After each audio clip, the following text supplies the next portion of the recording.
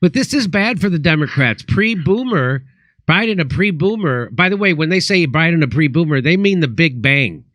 Biden a pre-boomer is he? He's losing. Yeah, he's not a boomer. He's a greatest generation. I think so. Yeah. Oh my God. Well, what? He's like 82. So, what's 2023 minus 82? Yeah, he'd been born like what the. Hey, Siri, what's 2023? Yeah, no, that's a boomer. He's a boomer.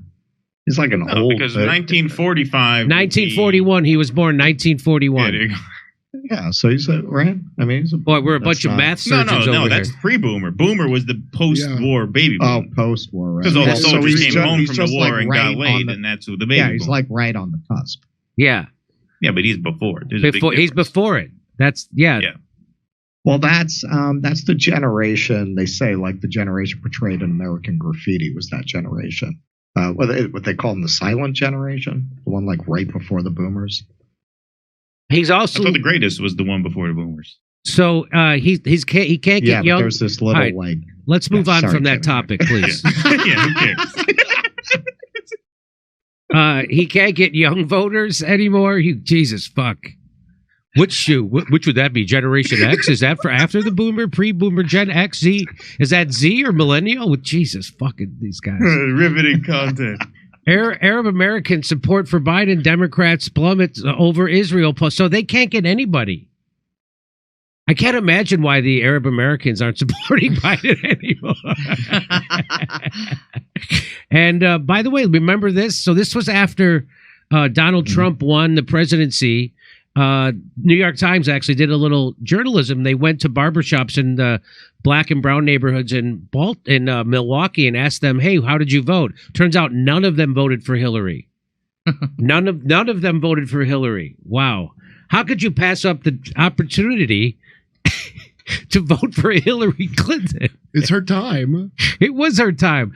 That's like choosing between Donald Trump and Hillary Clinton. It's like choosing between dental surgery without anesthesia or having Mike Tyson beat your ass on an airplane all the way from Los Angeles to Seattle. I take the mic. I don't know. Yeah, it's a tough one. Well, this is something that, the more affluent, more moderate white liberals don't understand, which is that, it takes a certain amount of privilege to have hope and to insist that everyone else have hope, right? Mm-hmm. And to people, when you lose hope, it's upsetting, but there's also something kind of liberating about that because you don't feel like you have to keep doubling and tripling down on an institution that very obviously doesn't give a fuck about you. In this case, Arab voters don't look at Donald Trump and see someone who they're going to vote for. They're actually organizing swing state boycotts of the Biden ticket. This is not just an enthusiasm drain or something like that. No, there's actually a proactive effort to flip the election to Donald Trump, not by voting for Donald Trump, but by leaving the presidential line on the ballot blank. And the reason they've done that is because they have come to the understanding, as many of us have, that you simply cannot endorse with your vote a party that in this case, in their case, is signing off on a mass slaughter of your own people. Like, you just have to say we cannot, under any circumstances, go there. We cannot do that. We cannot endorse that because once you endorse that, they know they have you. And they'll continue knocking the shit out of you. And you'll never be able to make anything better because you'll never get out of that cycle of doubling and tripling down on a failed project. And I think this Israel-Gaza war has really been a major light bulb moment for a lot of Arab voters. Last I heard, only 17% of Arabs said they were going to vote for Joe Biden. 17. That's down from 59% in 2020. That is an unbelievably stunning drop. That's somewhere around 42%. Correct me if I'm wrong.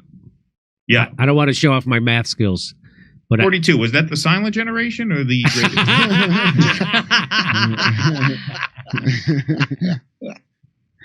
Okay, gentlemen, thank you for sitting in for this segment.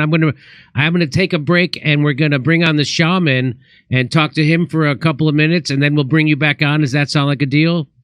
Sounds great. Sounds like a deal. Okay, sounds good. All right, so let's go to a break and we'll be right back.